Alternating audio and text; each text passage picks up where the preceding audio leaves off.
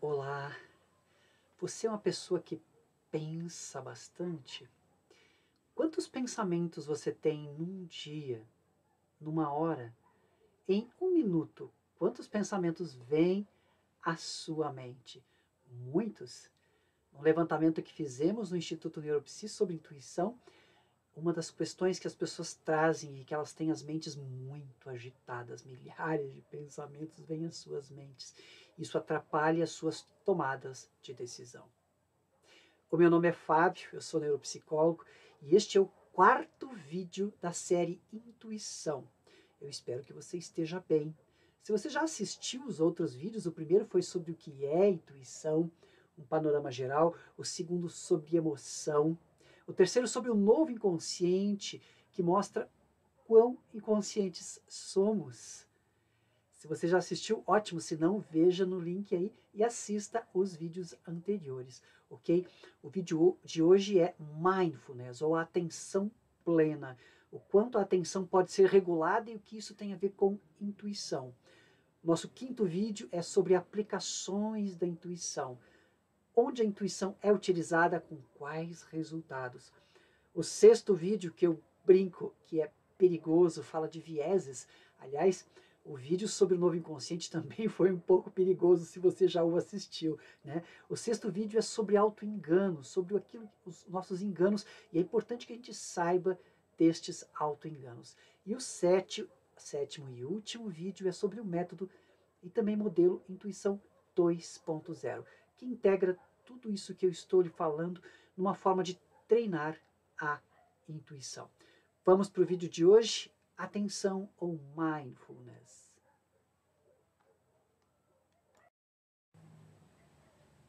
Muito bem. O nosso tema de hoje é a atenção e com ela a questão da quantidade de pensamentos, porque se temos muitos pensamentos, não conseguimos ter foco, o que é algo bastante importante para tudo que fazemos na vida. Não sei se você concorda comigo. Existem estudos que sugerem que nós temos aí 70 mil pensamentos por dia, o que daria uns 3 mil por hora, 50 por minuto, quase um por segundo. Alguns estudos mais atuais sugerem que a gente tem bem menos do que isso. Independente dessa quantidade de pensamentos que nós temos, dessa variação conforme o método se encontram resultados diferentes, o que é sabido é, se nós temos muitos pensamentos, nós produzimos menos, porque nós estamos menos atentos, menos focados. E importante, é pela atenção consciente, onde a gente foca a nossa atenção, que a gente constrói a nossa realidade. Se nós estamos dispersos em vários pensamentos, a nossa atenção também está dispersa. E a nossa construção de realidade é, digamos assim, espontânea. O que, aliás, é o nosso normal, vamos dizer assim, né? Pela atenção nós construímos a realidade, né? Porque aquilo que se apresenta conscientemente para nós é a nossa realidade, correto? Então, se a gente não presta atenção em algumas coisas, aquilo não existe para a gente. E existiria alguma forma de regular a nossa atenção? Esse é um ponto bastante importante e é basicamente o que as práticas meditativas, em particular agora vamos falar do mindfulness, que é uma técnica que vem do budismo a princípio, né, se propõe a fazer. A interpretação do que significa mindfulness, assim, de uma forma mais simples, há bastante discussão teórica sobre os pressupostos mais eruditos da origem dessas palavras, né, seria, não entrando nessas discussões, seria atenção plena, ou o treino da atenção para que ela se torne mais plena, para que ela se torne mais voluntária, consciente. Se você recordar do vídeo anterior, se você assistiu o vídeo anterior sobre o novo inconsciente, você vai recordar de que a gente não tem uma atenção consciente, de que os nossos pensamentos funcionam de uma forma automática. E por conta disso, treinar para ter uma atenção consciente, treinar para reduzir o fluxo de pensamentos, pode ser algo muito interessante. E o mindfulness tem essas duas características. A primeira, justamente a regulação ou treino da atenção. E para onde ou no que a gente vai focar a nossa atenção? No momento presente, no aqui e no agora, no que está acontecendo agora. Quando a gente não treina isso, quando a gente não faz essas práticas, os nossos pensamentos, os nossos milhares de pensamentos, eles divagam e normalmente eles não estão aqui no presente. Eles estão em coisas que a gente já fez e que nos angustiaram, ou em processos que virão e a gente também ainda está ansioso em relação a eles, ou seja, a gente quer exercer algum tipo de controle sobre o que vem. Nós já falamos no encontro anterior sobre o novo inconsciente que nós não temos essa capacidade de controlar. Né? Um dos autores do novo inconsciente, me permitam mostrar um livro para vocês, o John Bargh. Esse é um dos livros que tem a ver com o novo inconsciente, que traz essa abordagem. No final desse livro, ele traz uma analogia muito bacana. Ele diz, por exemplo, que ok, então você não tem todo o livre-arbítrio e toda a consciência que você imaginava que você tinha. Né? O que você faz? Você tem duas opções. A primeira opção é colaborar com os processos não conscientes. Isso é muito interessante, porque tem a ver com o nosso processo, o nosso treino da própria intuição. O treino da intuição não é controlar a intuição, mas percebê-la e colaborar com ela, fluir com ela. Existem vários processos que o nosso inconsciente faz muito melhor que o nosso consciente. E existem outros processos que não, que ele atrapalha, inclusive. Né? Se a gente consegue ter essa sutileza de percepção, a gente pode colaborar com alguns deles e deixar com que eles fluam, deixar com que a gente flua, com que a gente relaxe, com que a gente tenha menos, que a gente tenha mais atenção. E vejam que atenção é a de não tensão de tenso. Então, a atenção é mais relax, mais fluência. Esse é um dos caminhos que propõe o John Bargh. O outro caminho é o caminho da consciência mesmo. Se por um lado é bacana que a gente perceba e aceite que a gente não é muito consciente e colabore com isto, relaxe um pouco, deixe esses processos trabalharem por a gente, com a gente, na direção que a gente busca e também observar essas direções internas, que nem sempre a direção que a gente quer conscientemente é a melhor para a gente. Às vezes a gente precisa reconhecer isto. O novo inconsciente, como eu brincava antes, é uma boa ferramenta teórica para que a gente tenha mais humildade, humildade cognitiva, por exemplo. Né? O outro caminho que o Bargh sugere é se tornar mais consciente. E aqui a gente entra, então, no processo da regulação da atenção, que é um dos caminhos para se tornar mais consciente. E a ideia básica é treinar sistematicamente, persistentemente, estar mais no presente. Estar mais sentindo o que está acontecendo aqui, agora. Onde eu estou. Como eu estou, como que está o meu corpo. E a respiração é um caminho muito bacana para a gente se presentificar, para a gente se tornar mais cônscio. Vamos respirar por 1 minuto de forma consciente. Vamos lá? Até para você perceber, se você ainda não sabe. Se você já faz treinos de mindfulness, você já sabe do que eu estou falando. Mas se você não faz isso, vamos lá. Respire conscientemente por 1 minuto. Vamos lá?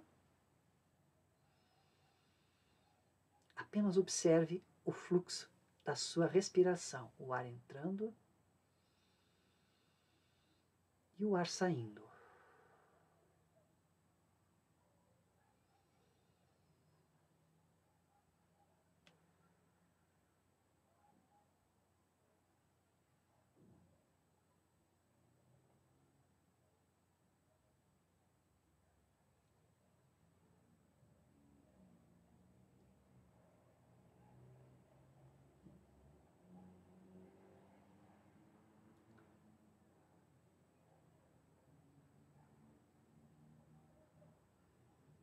Não é necessário modificar o fluxo, apenas observe. Mantenha sua atenção neste fluxo da respiração.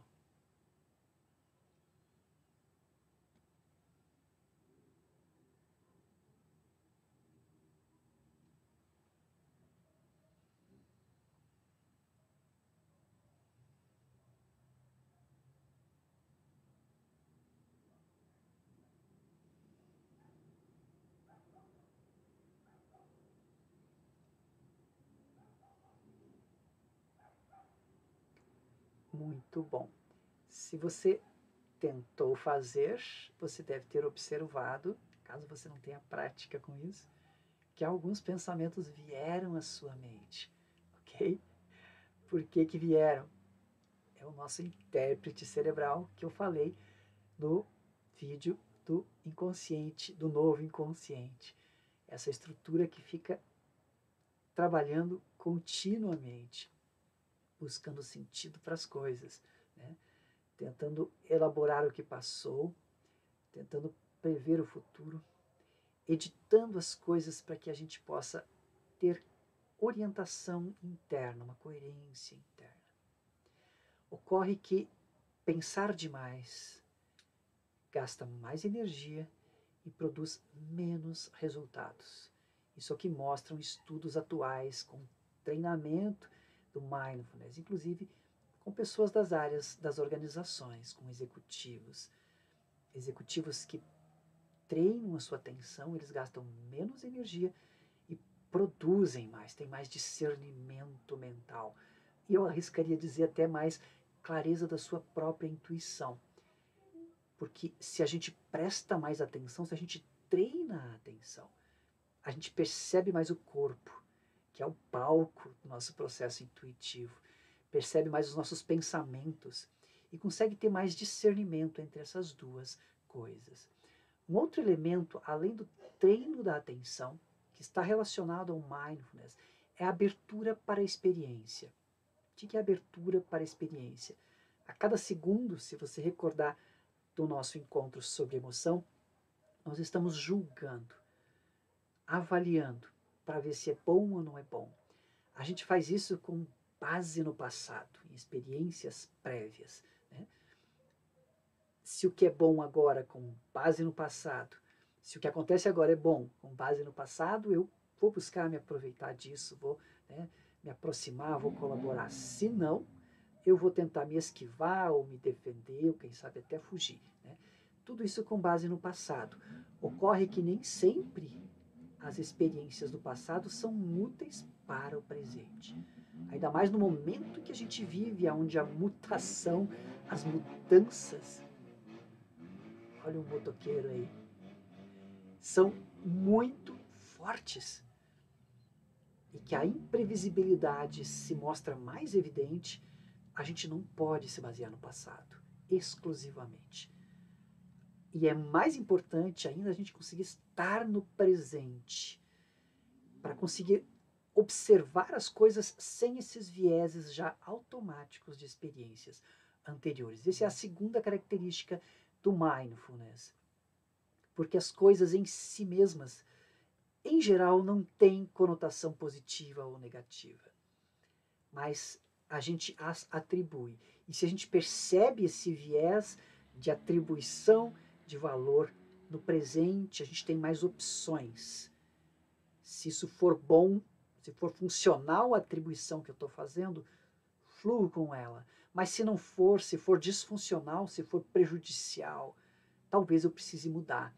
Só que para que eu possa mudar, eu preciso perceber, né? Então, essa característica de estar no presente me permite estar mais aberto, mais curioso, mais aprendiz. E se eu consigo estar assim, eu aprendo mais, eu percebo mais, eu ouço mais as pessoas. Às vezes a gente não consegue nem ouvir as pessoas, porque a pessoa começou a falar e a gente já, na nossa elaboração automática, inconsciente, já entendeu tudo, já avaliou tudo, então nem precisa continuar ouvindo, vamos interromper. E a gente corta a pessoa e não ouve a pessoa. É bastante comum a gente não conseguir ouvir as pessoas. Falar é muito fácil, ouvir é 10.000 vezes mais difícil. E precisa treino, tal como o treino da atenção. Então essas são as duas características básicas do processo do mindfulness, né? O que produz isso? Mais autorregulação, regulação da atenção, regulação da percepção corporal, regulação das próprias emoções e uma mudança de autopercepção e também da própria realidade. Pessoas que fazem práticas de mindfulness são menos excitáveis com os estímulos externos, o que significa que elas ficam mais tranquilas diante do que está acontecendo no seu ambiente externo e também com relação às suas reações internas. Isso tem a ver, isso colabora com as funções executivas, essas que são básicas para que a gente possa funcionar melhor e mais adaptado ao ambiente. O mindfulness produz mudanças muito bacanas no nosso cérebro, mas eu não vou entrar nisso agora, você pode pesquisar isso em outro lugar. Aliás, me permita sugerir um livro onde você pode encontrar isso, né? Neurociência e Mindfulness, pela editora Artimed, do Ramon Cosenza, que é um neurocientista muito bacana, eu admiro muito esse trabalho, uma linguagem ultra simples, mas com muita base científica. Já se você quer um livro para treinar a sua atenção, eu vou indicar outro. A Revolução da Atenção, do Alan Wallace. Muito bacana esse livro também, né? Se você, por um acaso, é psicólogo, psicóloga e quer aplicar isso dentro dos seus processos terapêuticos, a psicologia também vem se apropriando, se aproximando, interagindo com o mindfulness. E este aqui é o livro indicado para isso. Mindfulness e a terapia cognitivo-comportamental. Muito bem, deixa eu ir adiante, independente de referências teóricas. Antes que eu vá adiante um pouquinho mais para falar do mindfulness e da intuição, me permita dizer que existe, e isso é bem pouco divulgado, alguns efeitos adversos das práticas de meditação e também de mindfulness, que é um tipo de meditação, um tipo de treino, né, da atenção que leva a estados meditativos. Cerca de 8% das pessoas que fazem essas práticas têm efeitos adversos, efeitos não esperados, né? Efeitos mentais, como, por exemplo, reviver experiências traumáticas. Como o mindfulness, como eu falava antes, busca e estimula a gente a aceitar as coisas do jeito que elas vêm, sem fazer julgamentos, né? E vejam que, pelo encontro de emoção, a gente está sempre julgando. Então, para a gente parar de fazer esses julgamentos automáticos, a gente precisa estar mais no presente, que é o próprio treino da atenção. Só que quando a gente começa a se deparar com experiências nossas, e elas podem ser negativas, de experiências prévias negativas, a gente pode reviver experiências traumáticas. Isso é bastante válido para pessoas que têm estresse pós-traumático, ou seja, tiveram experiências muito fortes e fazem as práticas do mindfulness e se deparam com as experiências que elas já viveram anteriormente, né? As pessoas também podem ter consequências somáticas ou físicas. Um exemplo, por exemplo, é ótimo, né? Um exemplo é a epilepsia, ou dores, ou desconfortos musculares, né? Isso para uma parcela bastante pequena de pessoas. E também ainda consequências espirituais, por exemplo, ilusões ou delírios religiosos, né? A pessoa tem experiências bacanas e ela se sente como se ela fosse, como se o seu ego fosse inflado e ela se sente melhor do que ela é. Ela assume como se fosse um avatar, uma pessoa muito elevada que veio para fazer uma missão muito grande. Isso também pode ser um efeito adverso. Esses efeitos eles acontecem mais ou menos na mesma proporção do que outras formas de terapia. Por conta disso, não é assim algo para a gente ficar assustado. Por outro lado, é importante que a gente tenha essa atenção a esses efeitos, né? E, naturalmente, ter um profissional que saiba desse tipo de coisa. Psicólogos que trabalham com mindfulness, né, são profissionais bastante, que têm treinamento nisso, né, são bastante indicados. Não que os outros também não o sejam, mas enfim, estou apenas comentando isso, né? Bom, o que nos cabe agora refletir sobre intuição para a gente finalizar este vídeo do mindfulness, da atenção. A atenção acontece no corpo. Em diferentes tipos de intuição, a intuição acontece no corpo, perdão. Diferentes tipos de intuição acontecem no corpo. Mindfulness basicamente treina a nossa autopercepção corporal. Perceber mais o nosso corpo, perceber mais a nossa própria respiração. Várias sutilezas da nossa intuição acontecem no nosso batimento cardíaco, na nossa alteração emocional. Meu trabalho de doutorado, por exemplo, eu medi a resistividade elétrica da pele das pessoas 6 segundos antes de assistirem imagens emocionais e calmas. O corpo dela antecipou essas imagens, mas elas não sabiam conscientemente. Mas o corpo antecipou por uma alteração emocional. Então, se a gente percebe mais o nosso corpo, se a gente está mais no presente, se a gente percebe as próprias pessoas mais, porque está mais no presente, a gente percebe também mais os nossos processos intuitivos. A gente aprende mais com os nossos processos não conscientes, de diferentes tipos. Nós temos vários tipos de intuição. Muito bem, então era isso para hoje. Hoje o vídeo é mais curtinho, estou tentando reduzir o processo para que não fique muito extenso também, né? Lembrando, se você tem interesse em aprofundar, além dos livros que eu indiquei, nós temos cursos nos quais nós temos aulas teóricas com mais profundidade sobre cada um destes temas. O que é importante? Se você treinar a sua atenção, você vai perceber mais esse fluxo contínuo de pensamento, vai poder gradativamente reduzir esse fluxo de pensamentos, otimizar o seu processo mental, de forma que você produza mais em qualquer coisa que você estiver fazendo, com menos gasto.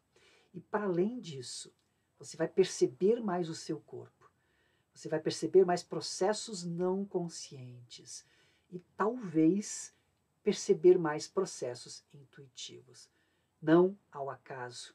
O treino da atenção é parte do nosso método Intuição 2.0, para que a gente possa aprender o nosso jeito intuitivo de funcionar, nós precisamos treinar a atenção. E com isso a gente tem um ganho extra, que é reduzir essa quantidade imensa de pensamentos que às vezes nos colocam em dúvida para fazer decisões, que às vezes nos deixam ansiosos. Ou seja, o treino da atenção nos ajuda em vários níveis. Muito bem, era isso que eu tinha para hoje. Eu espero que você tenha curtido. E se você curtiu, eu vou te pedir, já que você chegou até aqui, né? Vou te pedir que você expresse a sua generosidade dando um like aí, partilhando com outras pessoas, né? Deixando os teus comentários também, as tuas dúvidas, de repente inquietações, para que a gente possa continuar colaborando. Como você já sabe, nós precisamos muito uns dos outros. Isso é muito bom. É a melhor e a única forma de crescer é colaborar uns com os outros. Eu te vejo então no próximo vídeo, amanhã. O próximo vídeo é sobre as aplicações da intuição. Muito grato por essa parceria, por essa colaboração que você está nos ofertando.